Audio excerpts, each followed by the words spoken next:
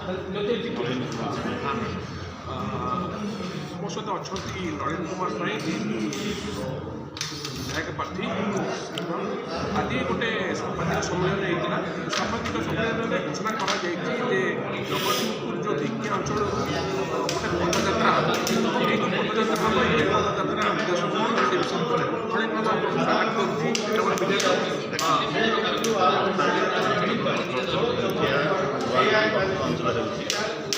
ତାକୁ ଆମେ ପ୍ରଥମରୁ ବିରୋଧ ବି କରିବୁ, କିନ୍ତୁ ତାରି ନିୟମାନ ବିରୁଦ୍ଧରେ ଆମ ଅଞ୍ଚଳ ଲୋକମାନଙ୍କର ଅସନ୍ତୋଷ ଜାରି ରହିଛି। 2022 ମସିହାରେ ଲାଠିଚାର୍ଜ ପୋଲିସ ନିରୀହ ଜନତାଙ୍କ ସେଥିରେ ମିଥ୍ୟା ମକଦ୍ଦମାରେ ଶହ ମିଥ୍ୟା ମକଦ୍ଦମା ଲାଗିଛି ଲୋକଙ୍କୁ। ଗତକାଲି ଆମର ଜଣେ ଫ୍ରଣ୍ଟର ଖମର ଏବଂ ଜିଲ୍ଲା ପରିଷଦ ସଭ୍ୟ ତାଙ୍କ ବିରୁଦ୍ଧରେ ବି ମିଥ୍ୟା ମକଦ୍ଦମା ଦାୟର କରାଯାଇଛି ଏବଂ ଜନସାଧାରଣ ଅସନ୍ତୋଷ ପ୍ରତିଫଳିତ ହେବ। ଏହି ଆସନ୍ତା 26 ତାରିଖରେ ଲୋକମାନଙ୍କୁ ବିଶୃଙ୍ଖଳା ସତ୍ତ୍ୱେ ଯେତେ ମନା କଲେ ବି ଲୋକମାନେ ଉତ୍ସାହିତ ଅଛନ୍ତି।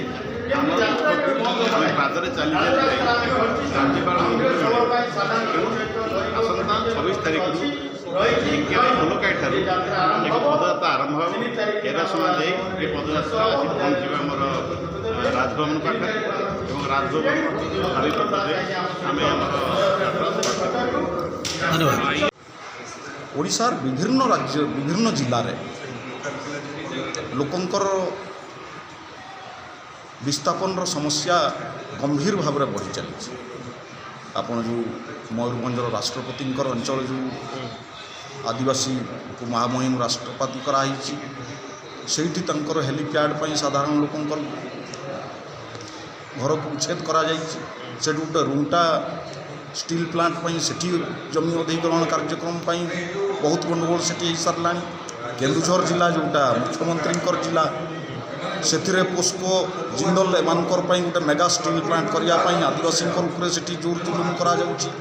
ସୁନ୍ଦରଗଡ଼ରେ ଯେଉଁ ଲାଞ୍ଜି ବେରଣାର ଘଟଣା, ସେ ତ ସାରା ଦେଶର ମିଡ଼ିଆରେ ଚର୍ଚ୍ଚାର ବିଷୟ ପାଲଟିଛି। ଏବଂ ଏପଟେ ଆପଣଙ୍କର ସିଜିମାଳି ଘଟଣା ସାରା ଦେଶରେ ଚର୍ଚ୍ଚାରେ ପାଲଟିଛି। ବର୍ତ୍ତମାନ ଏ ପ୍ରତ୍ୟେକ ସ୍ଥାନରେ ପ୍ରତ୍ୟେକ ଜାଗାରେ ଓଡ଼ିଶାର ଲୋକଙ୍କର ଏବଂ ଓଡ଼ିଶାର ଖଣି ଖାଦାନକୁ ଲୁଟ୍ କରିବା ପାଇଁ ବାହାରର ପୁଞ୍ଜିପତିମାନଙ୍କୁ ଏଠି ଅଣାହେଇଛି ଏବଂ ସରକାର କେବଳ ତାଙ୍କର ସ୍ୱାର୍ଥ ଜଗିବା ପାଇଁ କାମ କରିବାରେ ଚାଲିଛନ୍ତି। ସେ ଲୋକଙ୍କର ସରକାର ତ କୁହାଯାଉଛି, ସରକାର ନିଜେ ନିଜକୁ ଗୋଟେ ଲୋକଙ୍କର ସରକାରର ଟ୍ୟାଗ୍ ଦେଇଛନ୍ତି, କିନ୍ତୁ ଲୋକଙ୍କର ଉଦ୍ଦେଶ୍ୟରେ କାମ ନ କରିକି କର୍ପୋରେଟ୍କୁ ସହଯୋଗ କରିବା ପାଇଁ ଯେଉଁ କାମ ଚାଲିଛି ଓଡ଼ିଶାରେ, ତାକୁ ଏ ଜନସାଧାରଣ ଜାଣିସାରିଲେଣି। ସାରା ରାଜ୍ୟରେ ସେଥିପାଇଁ ତୀବ୍ର ପ୍ରତିକ୍ରିୟା ଦେଖାଯାଉଛି। ଆଜି କୌଣସି ଗୋଟେ ଜାଗାର ପ୍ରତିକ୍ରିୟା ନାହିଁ। ଆପଣ ଓଡ଼ିଶାର ଏମୁଣ୍ଡରୁ ସେମୁଣ୍ଡ ସବୁଆଡ଼େ ଦେଖିବେ ଲୋକଙ୍କର ଭିତରେ ପ୍ରତିକ୍ରିୟା, ଲୋକ ଆୱାଜ ଉଠାଉଛନ୍ତି।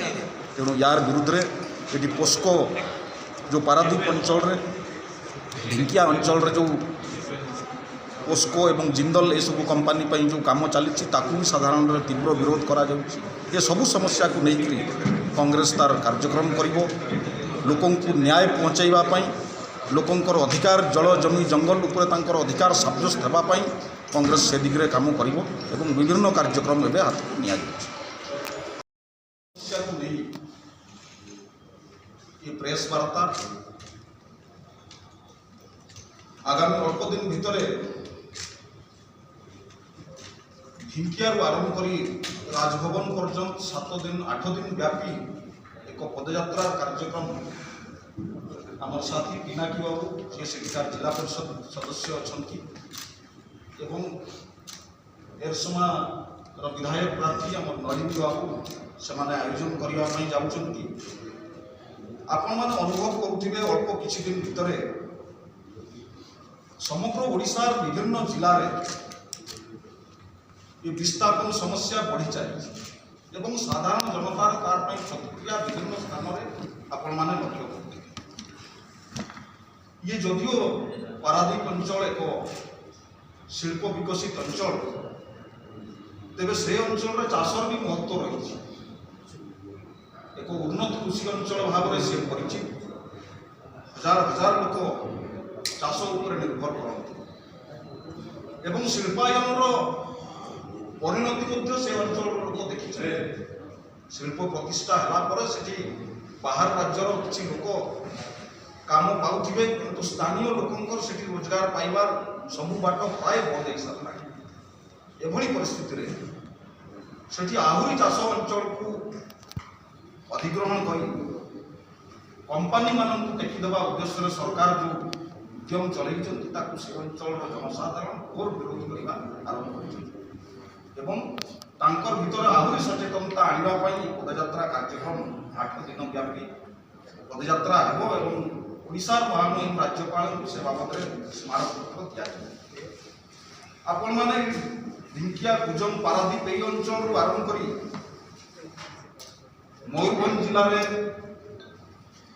ଜମି ଅଧିଗ୍ରହଣକୁ ନେଇ ଆଦିବାସୀମାନଙ୍କର ମଧ୍ୟରେ ଅସନ୍ତୋଷର ଖବର ଆପଣମାନେ ପ୍ରସାରିତ କରିଛନ୍ତି। ରୁମଟାର ଗୋଟେ ଇସ୍ପାତ କାରଖାନା ପାଇଁ ସେଠି ଲୋକଙ୍କଠୁ ଜୋର ଜବରଦସ୍ତି ସେ ଯଦିଓ ସେଡ୍ୟୁଲ୍ 5 ଏରିଆ ପଞ୍ଚମ ଅନୁସୂଚିତର ଅଞ୍ଚଳ ମୟୂରଭଞ୍ଜ, ସେଥିରେ ଆଦିବାସୀଙ୍କର ଜଳ ଜମି ଜଙ୍ଗଲ ଉପରେ ଏକାଧିକାର ଅଛି। ତା ସତ୍ତ୍ୱେ ସରକାର ସମସ୍ତ ନିୟମ କାନୁନକୁ ଅଣଦେଖା କରି ସାଧାରଣ ଲୋକଙ୍କର ଜମି ଜାଲି ଗ୍ରାମସଭା ମାଧ୍ୟମରେ ଭଲସ ଗ୍ରାମସଭା ଅନ୍ୟ କୌଣସି ଉଦ୍ଦେଶ୍ୟ ନେଇକି ଗୋଟେ ଦସ୍ତଖତ କରାଇ ଲୋକଙ୍କୁ ତାକୁ ଗ୍ରାମସଭା ଦର୍ଶାଇକି ଲୋକଙ୍କର ଜମି ହଡପ। ଢିଙ୍କିଆ ଆମର ପିସିସି ପ୍ରେସିଡେଣ୍ଟ ସମ୍ମାନୀୟ ସଭାପତି ସେଠିକି ଆସିଥିଲେ, ଅଜୟ କୁମାର ଲଘୁଜୀବୀ ଥିଲେ, ଆମର ପିସିସିର ମାନ୍ୟଗଣ୍ୟ ନେତାମାନେ ଥିଲେ। 5000 ଉର୍ଦ୍ଧ୍ୱ ଲୋକ ସେଠି ଏକଜୁଟ ହେଇଥିଲେ। ସେଠି ସରକାରଙ୍କୁ ଆହ୍ୱାନ ଦିଆଯାଇଥିଲା, ଜିଲ୍ଲା ପ୍ରଶାସନକୁ ଆହ୍ୱାନ ଦିଆଯାଇଥିଲା, ଶିଳ୍ପକୁ ଆମେ ବିରୋଧ କରୁ, ଶିଳ୍ପ କରନ୍ତୁ, କିନ୍ତୁ ଶିଳ୍ପ ପାଇଁ ଯେଉଁ ଆଇନ ଦେଉଛି ଆଇନ ଗୁଡ଼ା ସବୁ ମାନି ନିଅନ୍ତୁ। ତାପରେ ବି କୌଣସି ପ୍ରକାର ଭାବରେ ପୁଣି ମିଥ୍ୟା କେସ୍ ଲଗେଇ ଦିଆଯାଉଛି ସାଧାରଣ ଲୋକଙ୍କ ଉପରେ ଜୋର ଜବରଦସ୍ତି। ଜିଲ୍ଲା ପ୍ରଶାସନକୁ ଓଡ଼ିଶା ସରକାର ସ୍ପେଶିଆଲ ସେକ୍ରେଟାରୀ ଯେଉଁ ଚିଠି ବି ଯାଉଛି ଉଲ୍ଲେଖ କରାଯାଇଛି, ଗୋଟେ ସ୍ପେଶିଆଲ ତଦନ୍ତ କରାଯାଏ, ଗୋଟେ ଜିଲ୍ଲା ସ୍ତରୀୟ କମିଟି କଲେକ୍ଟରକୁ ଦିଆଯାଉଛି। ସେଭଳି ଗୁରୁତ୍ୱ ନ ଦେଇ ଓଲଟା ଜୋର ଜବରଦସ୍ତି କାମ ଚାଲିଛନ୍ତି। ତ ଆମେ ବାଧ୍ୟ ହୋଇକି ରାଜରାସ୍ତା ଖୋଲିବା ପାଇଁ ବାଧ୍ୟ ହେଲୁ। ସେଥିପାଇଁ ଆମେ ଗୋଟେ ପଦଯାତ୍ରା ଢିଙ୍କିଆର ଫୁଲକାଇ ମନ୍ଦିରଠାରୁ ଷ୍ଟାର୍ଟ କରି 8 ଦିନ ଧରି ରାଜରାସ୍ତାରେ ଚାଲିଥିଲେ। ଆସି ମହାମହିମ ଯିଏ ରାଜ୍ୟପାଳ ତାଙ୍କୁ ଭେଟି ଆମର ଗୁହାରି ଜଣାଇଛୁ। ଆମେ ଗତ 15 ତାରିଖ ଦିନ ଆମର ପିସିସି କାର୍ଯ୍ୟାଳୟରେ ଗୋଟେ ଚିଠି ଗଲା, ପୋଲିସ ମହାନିର୍ଦ୍ଦେଶକ ପ୍ଲସ୍ ଜିଲ୍ଲା ସୁପରିଟେଣ୍ଡେଣ୍ଟ ଅଫ୍ ପୋଲିସ ଆଉ କଲେକ୍ଟର। ଆଜ୍ଞା ତାପରେ ଏତେ ତତ୍ପରତା ଯେ ଆମର ସରକାର ଆଉ ଜିଲ୍ଲା ପ୍ରଶାସନ 20 ତାରିଖ ଦିନ